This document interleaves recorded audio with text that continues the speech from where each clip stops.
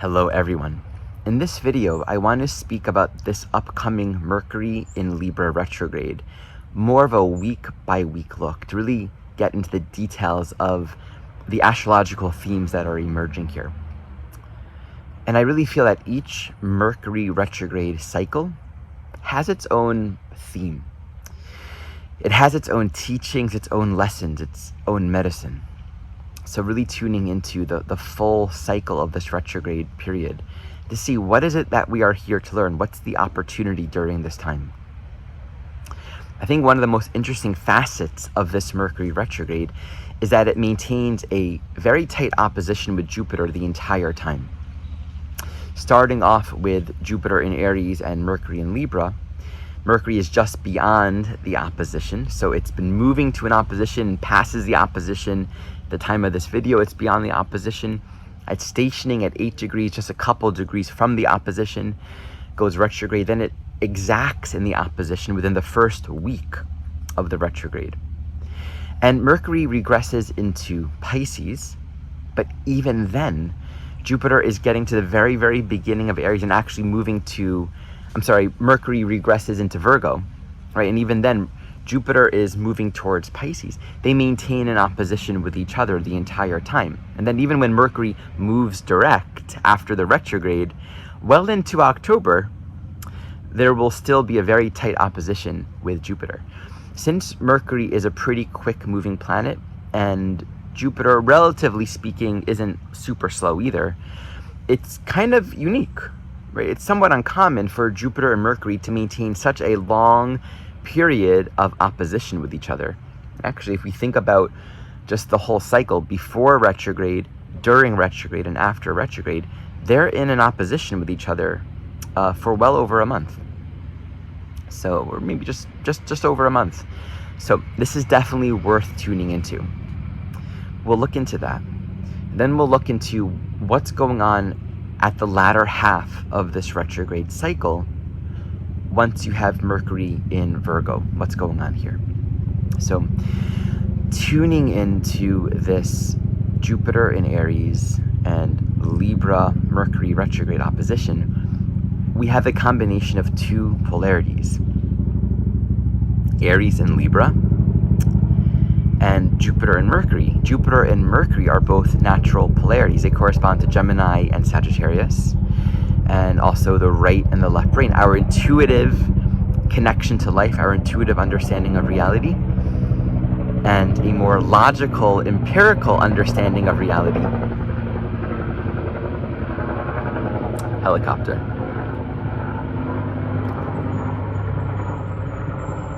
Our intuitive understanding of reality, and a more logical, empirical understanding of reality. So when we have these two functions in relationship to one another, the mind is really being worked big time. I think it's actually really meaningful to recognize that the culmination, the end of this retrograde cycle, will be in a square to Mars in Gemini, which is also stationing to go retrograde. So combined, there's a lot of rethinking, a lot of new information, a lot of new insight. So the essence of Jupiter retrograde in Aries really speaks to our individual sense of purpose and destiny, and the need to really connect with our own intuition, not our wishful or hopeful thinking where we think things are supposed to go, but a quality of sincerity and honesty, which is the fuel in the present moment that takes us forward to the next experience. And Jupiter retrograde in Aries at the core is about a very visceral present moment direct experience. I am in touch with the present moment unfolding of my soul journey, and only I can know this. I can't look towards others, towards teachers, towards a belief system to guide me. I need to know this from within myself, and there's nothing outside of myself to validate that. That can be the fear, really, of Jupiter retrograde in Aries. The sense of I'm out there alone. It's alone in the sense that only you can know what's right for you. It's up to each of us to be honest with ourselves, to be sincere and authentic along the path. Now, Mercury retrograde in Libra, of course, is very relational. All of our relationships, our agreements, our expectations, how we're working together with one another, the communication of needs, the sharing of essential information and perspective. There is, on the one hand, a need to be very open-minded, to listen, to be open to taking in new information, to share our insights and our perspectives, and to recognize we don't always see the same thing.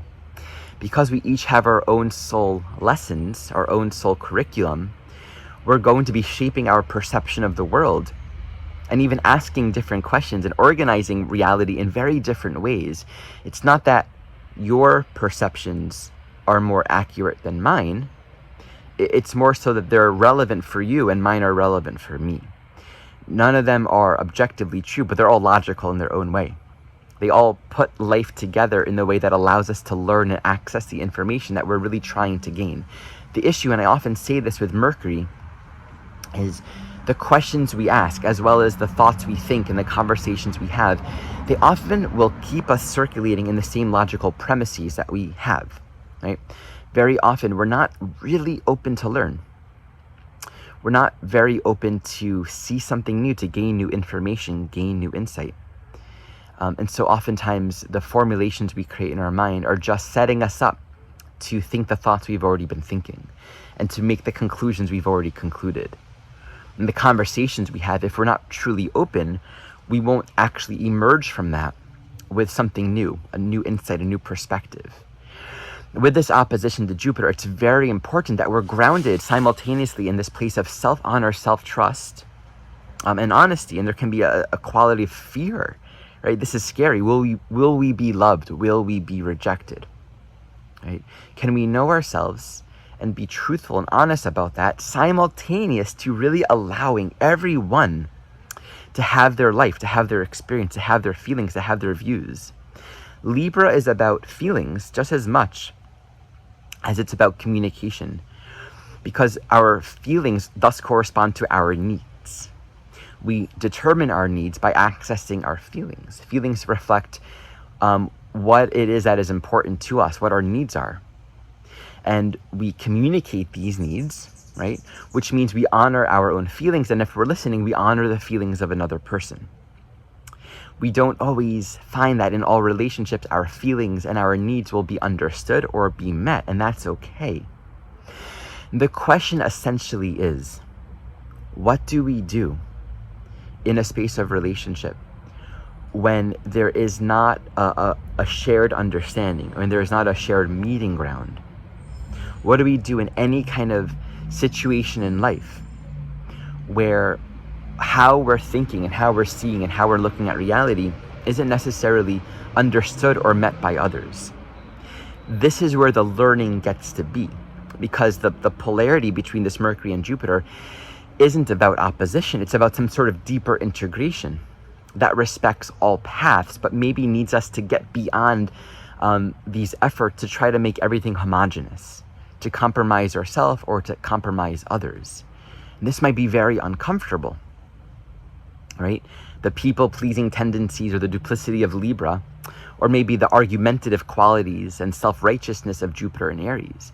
If we find ourselves moving in either of those directions, we won't feel that life, that fresh life, and that joy and that appreciation of our path and our relationships and how we're sharing this stage with other people, right? It'll either elicit guilt or anger or depression. And so there's a great opportunity during this Mercury retrograde cycle to have one foot steady in self-honesty and sincerity, and one foot steady in genuine, authentic communication and listening, curiosity, openness. And where it might feel stressful, and this is not just in our personal relationships, think about in the larger sense of how are we interacting with the world? What are the expectations or precedents that we've established in life? Are we meeting something that feels likable and reasonable to us? Are we trying to fulfill expectations or agreements that we've set a long time ago about who we are and what we're doing in the world? Does that resonate, right? Where do we find ourselves moving to either extreme of self-righteous, I'm just going to do what I do, or, yeah, okay, I'll compromise and I'll fit these boxes? It might be uncomfortable, right? The whole discomfort between the Libra and Aries axis is we want to feel free to be ourselves. but we also want to be loved. We want to feel accepted and understood and appreciated at the same time. And of course, this soul journey isn't really about holding on to our attachments either. It's not about formulating our self-concept so that we can maintain life in just a way that keeps us secure and safe. So this really is going to bring up a lot of deep growth and self-reflection within our relationships. Now, by the weekend of the 21st, when we have the Cazimi and Mercury and the Sun are joined, again, this is still a very tight opposition to Jupiter. We also have Mercury moving into a semi-square to the South Node in Scorpio, right?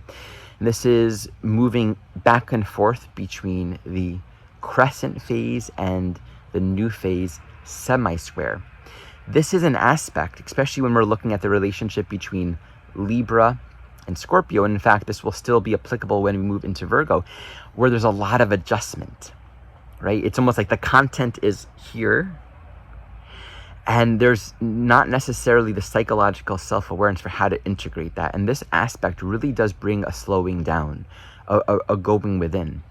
It might say, here's information that you haven't been listening to, or perspective or insight that you've never heard until now.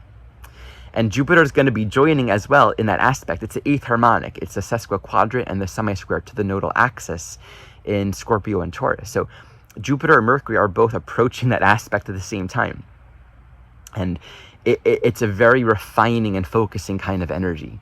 So towards the midpoint of this retrograde cycle, we're really going to find ourselves dropping into a greater depth of psychological awareness and reflection. Of course, this Scorpio-Taurus axis in general is about meeting the deeper psychological content, that which we don't understand.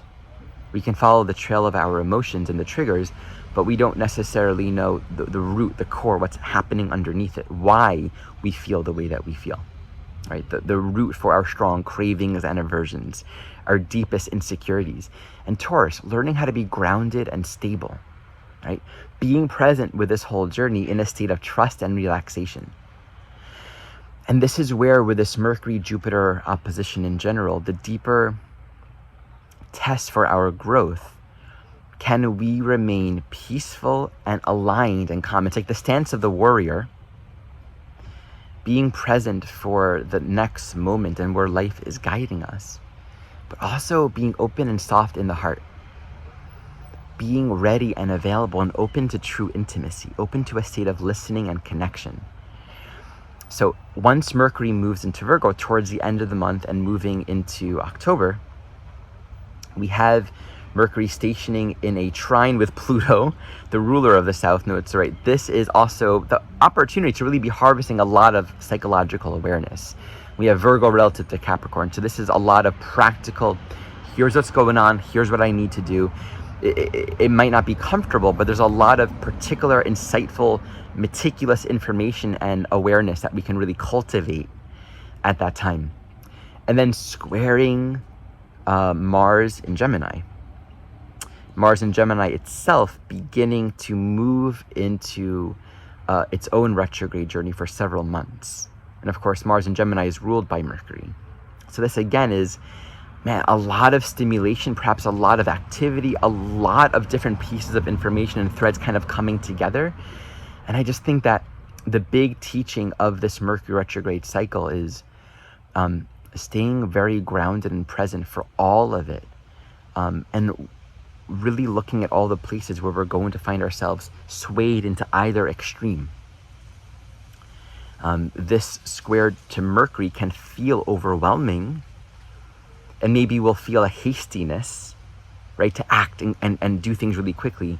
I think there might be a lot of value and wisdom to just see, as Mercury begins to move direct in October, to allow this new information and insight to percolate and really integrate and give us more guidance, especially as it re-enters Libra and then, passes over its final opposition with Jupiter. So very powerful time. I want to share a couple announcements. As always, we have the 9-month Pluto series. Check that out in the description below. I've gotten together with my evolutionary astrologer colleagues, Kristen Fontana, David Green, Rose Marcus, Rav Shahal, and together we're creating a series to support us all moving into 2023, which is a very Pluto-heavy year. Pluto entering Aquarius, Pluto squaring the nodes. It's an opportunity to deepen in the original teachings of Jeffrey Wolf, really connecting with this lineage and the wisdom teachings that were offered. So that's really what our intention is, to create a really accessible community space to share these teachings in a very authentic and accessible way with more souls. Also, I've been invited to be a part of a summit by my friend Delissa. This is a planets and prediction summit. About 20-something astrologers and psychics have been recorded, and this is all going to be released around the midpoint of this Mercury retrograde cycle on the 19th of September. We're all going to be speaking about the core lessons of 2022 and what's to come in 2023. So it's a free summit. You can enroll. I'll be speaking about Pluto squaring the lunar nodes. You'll hear a lot about that from me in the coming months for sure. So you can check that out in the description below. Thank you for watching.